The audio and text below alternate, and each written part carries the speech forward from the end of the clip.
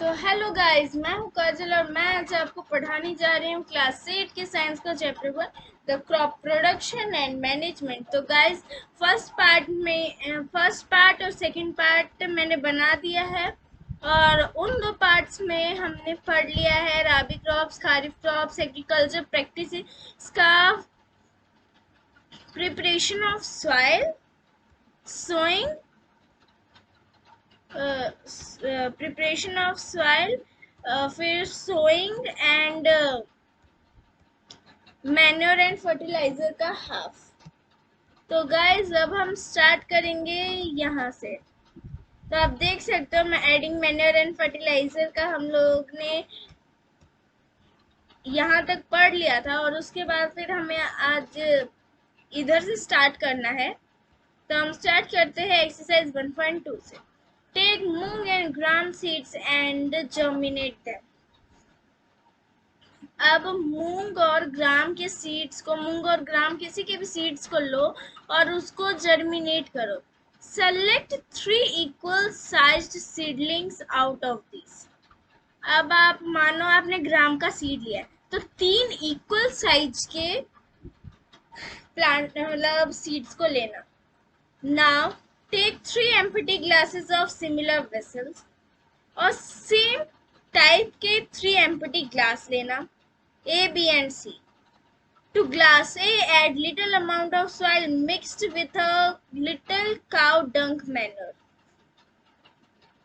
तो आप पहले ग्लास में क्या करना, थोड़ा सा सॉइल लेना और उसमें काव डंक मिलाना और ग्लास बी में उतना ही सॉइल लेना, same amount of soil, but थोड़ा सा यूरिया मिलाना। Okay, take same amount of soil in glass C और same amount of soil glass C में लेना और उसमें कुछ भी ऐड मत करना। Now pour the same amount of water in each glass and plant the seedlings to them. और सेम अमाउंट ऑफ वाटर देना और उसके बाद फिर उन्हें प्लांट कर देना सीडलिंग्स को। Keep them in a safe place and water them daily. और उन्हें सेफ प्लेस पे रखना और उन्हें ना हमेशा वाटर देते रहना। After 7 to 10 days observe their growth. 7 से 10 दिन बाद आप ऑब्जर्व करना कौन सा ज्यादा हुआ, कौन सा कम हुआ, कौन सा बहुत ज्यादा हुआ। डिड ऑल द प्लांट्स, अब देख सकते हो ग्लास ए में जिसमें हमने कार्डंग मिलाया था उसमें थोड़ा सा हुआ, जिसमें यूरिया मिलाया था उसमें थोड़ा सा और ज्यादा हुआ, और जिसमें हमने कुछ भी नहीं मिलाया था वो देखो ऐसा है। तो सबसे बेस्ट यूरिया वाला है। Did all the plants in all the glasses grow at the same place? Which showed better growth of plants? In which glass was the growth fastest? Obviously glass B. Fertilizer are chemical substance which are rich in a particular nutrient. How are these different from manure? Fertilizers are produced in factories. Some examples of fertilizers are urea, ammonium sulfate, superpotassiate, potash, NPK, nitrogen, phosphorus, and potassium. The use of fertilizer has helped farmer to get better yield of crops. तो जो है fertiliser है वो farmers की help करते हैं कि मतलब जो क्रॉप्स है वो अच्छे से उगे, जैसे वीट, पैडी और meet. But excessive use of fertilizer has made the soil less fertile. और जो ज़्यादा यूज ऑफ फर्टिलाइजर है वो हमारे सॉइल को फर्टाइल कम करती है। Fertilizer have also become a source of water pollution. और जो फर्टिलाइजर है वो सोर्स बन जाता है वाटर पोल्यूशन का। Therefore, in order to maintain the fertility of the soil, we have to substitute fertilizer by organic manure or leave the field uncultivated. तो हमें क्या करना है, जो फर्टिलाइजर है मतलब जो सॉइल की फर्टिलिटी को अगर हमें मेंटेन रखना है तो फर्टिलाइजर की जगह हम यूज क्या करेंगे, मैन्योर, जो कि हमारे फील्ड से निकलती है। Okay, the use of manure improves soil texture as well as its water retaining capacity. It replenishes the soil with all the nutrients. अब ये जो यूज है मैन्योर का, इम्प्रूव करता है टेक्सचर को, जो वाटर रिटेनिंग कैपेसिटी है, it replenishes the soil with all the nutrients, और ये सॉइल को हर एक न्यूट्रिएंट्स प्रोवाइड करता है। Another method of replenishing the soil with nutrients is through crop rotation. और जो मतलब सॉइल के न्यूट्रिएंट्स को रिप्लेनिश करना है तो फिर क्रॉप रोटेशन करना पड़ेगा, जैसे कि समर में भी, रेनी में भी, विंटर में भी, like this. This can be done by growing different crops alternately. मैंने अभी बताया कि अभी समर है, समर के प्लांट्स खत्म हुए, फिर हम स्टार्ट कर देंगे रेनी का उगाना, रेनी का खत्म हुआ, विंटर का उगाना शुरू कर देंगे, फिर समर का उगाएंगे, फिर रेनी, फिर विंटर, लाइक दिस।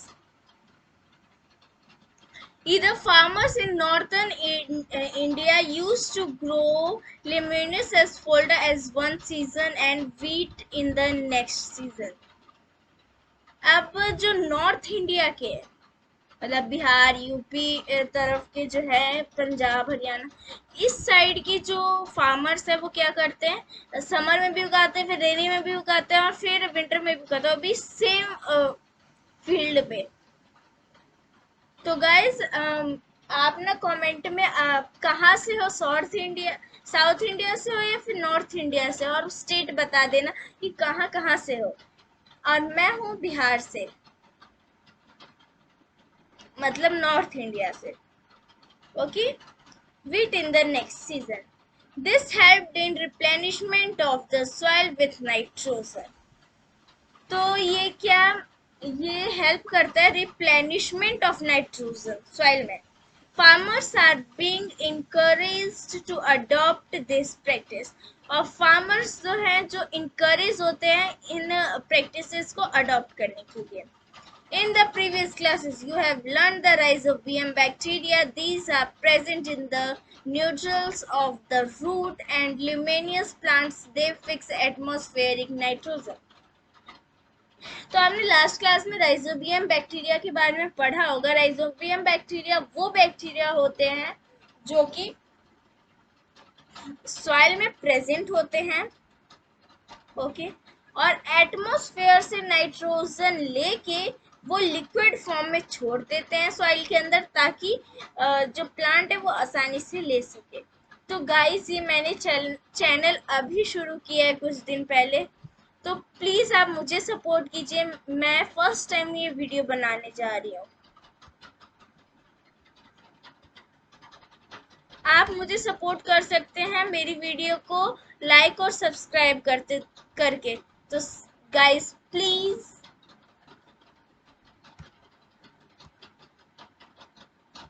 तो आपको क्या है, पेपर में जो आता है इस चैप्टर से क्वेश्चन, वो दो तरीके के आते हैं ज़्यादा, मोस्ट में। तो फिर जो खारिफ क्रॉप्स और राबी क्रॉप्स वाले थे वो थे, और ये फर्टिलाइजर और मैन्योर ये। तो गाइज लास्ट ईयर मेरे भी पेपर में यही सब आया था, जैसे फर्टिलाइजर मैन्योर के बारे में डिफरेंस, और जैसे कि आप देख सकते हो हमारा खारिफ क्रॉप्स और राबी क्रॉप्स के जो मैंने क्वेश्चंस बताए थे वो। तो हम इधर पढ़ लेते हैं एडवांटेज। तो गाइस इसको आप अच्छे से लर्न कर लीजिएगा। इसमें फर्टिलाइजर के बारे में बताया गया है, फिर मैन्योर के बारे में बताया गया है। Advantages of manure. The organic manure is considered better than fertilizer. This is because, guys इसे भी लर्न कर लीजिएगा, ये भी बहुत इंपॉर्टेंट है। It enhances the water holding capacity of the soil. It enhances the water holding capacity of the soil. इसका मतलब है कि ये जो वाटर होल्डिंग कैपेसिटी है उसको बढ़ाता है मैन्योर। हम मैन्योर की बात कर रहे हैं, फर्टिलाइजर इसमें बिल्कुल भी नहीं है. Fertilizer is crossed here, ban. It makes the soil porous due to which exchange of gases become easy. तब क्या है, ये ना सॉइल को पोरस कर देता है, मतलब सॉइल में छेद छेद टाइप में हो जाते हैं इसकी वजह से, जिससे जो गैसेस का एक्सचेंज हो जाता है वो बहुत इजी पड़ता है सॉइल के लिए और प्लांट्स के लिए. It increases the number of friendly microbes, और ये फ्रेंडली माइक्रोब्स के नंबर को बढ़ाता है. It improves the texture of the soil, और सॉइल के टेक्सचर को भी बढ़ाता है.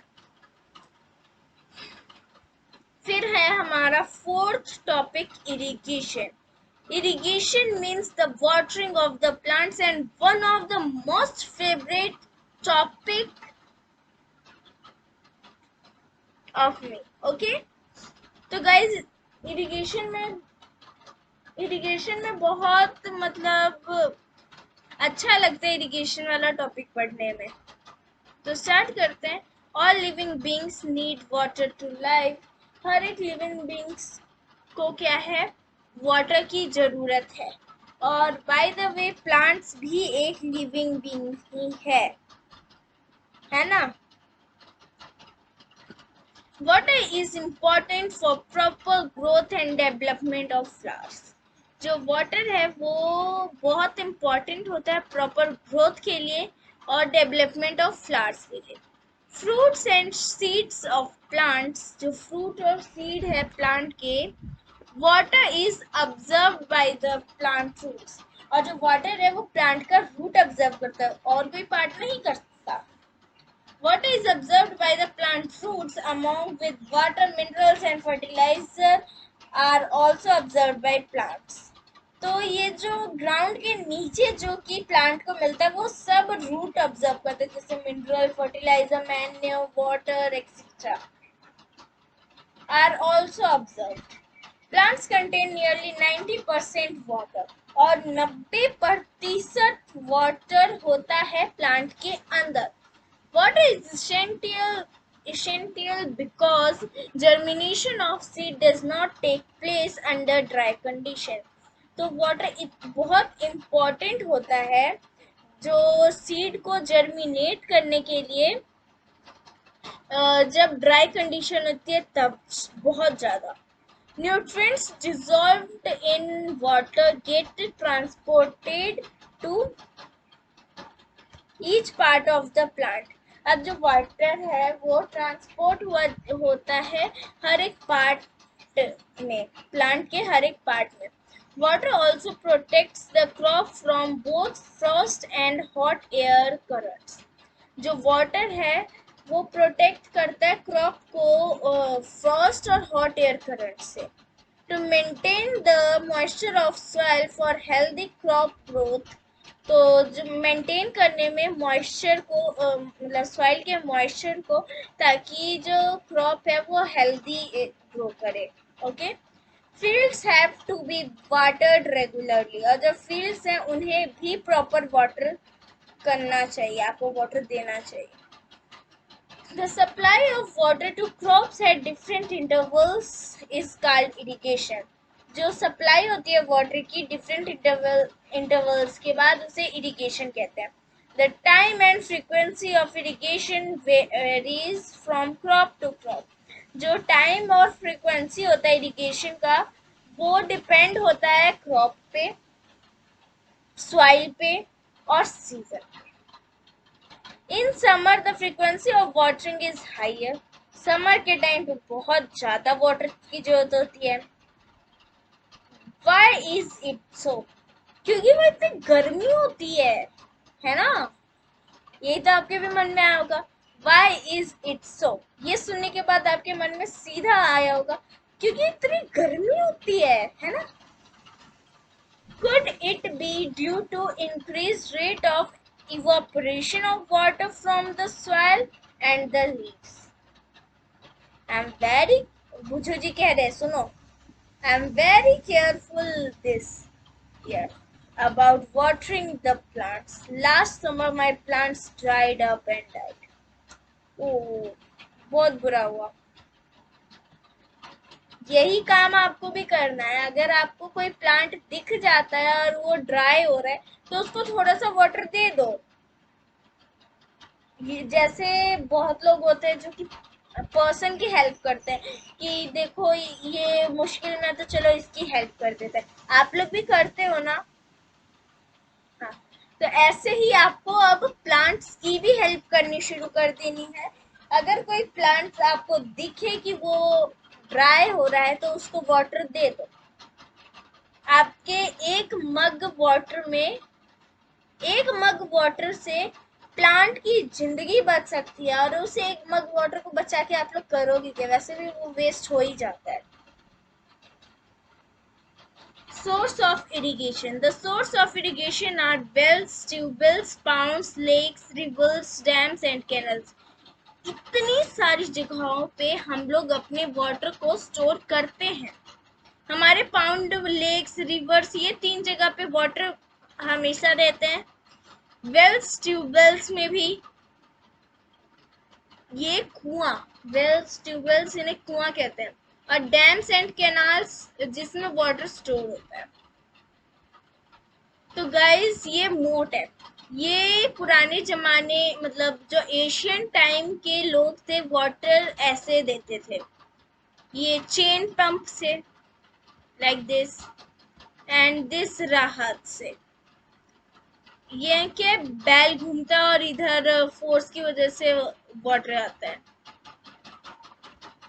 Traditional method of irrigation. The water available in wells, lakes and canals is lifted by different methods in different regions. अब जो वाटरिंग की जाती है वो डिफरेंट मेथड से होती है डिफरेंट रीजन में। For take for talking it to the field, और फील्ड में ये सब मतलब ऐसे अलग अलग तरीके से पानी दिया करते थे। कैनल और कैटल और human labour is used in this method. अब देख सकते हो यहाँ पे ह्यूमन यूज हो रहा है, यहाँ पे भी ह्यूमन नहीं, यहाँ पे तो कुछ भी यूज नहीं हो रहा बाय द वे। यहाँ पे भी ह्यूमन यूज हो रहा है, यहाँ पे कैटल यूज हो रहा है, इसलिए बाय द वे इसमें भी ह्यूमन यूज हो रहा है। ह्यूमन ने सारी मेहनत की है ना। So these methods are cheaper but less efficient. तो ये cheaper तो है, मतलब सस्ते तो हैं, but इतने efficient नहीं है। The various traditional ways are moat, chain pump, dheki and rahat. Pumps are commonly used for lifting water. Diesel, biogas, electricity and solar energy is used to run these pumps. तो guys आज के लिए बस इतना ही। तो मिलेंगे अगली video में। बाय।